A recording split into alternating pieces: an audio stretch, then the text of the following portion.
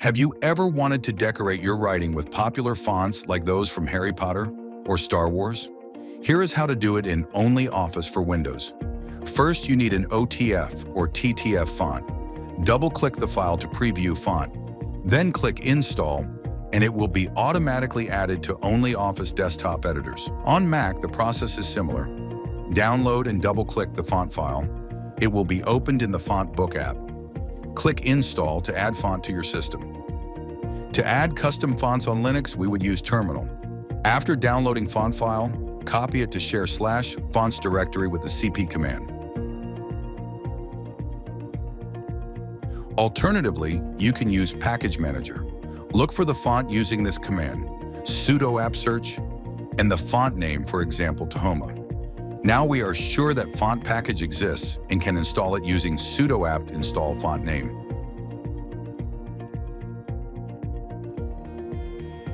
And follow ONLYOFFICE on YouTube to explore more text editing tips.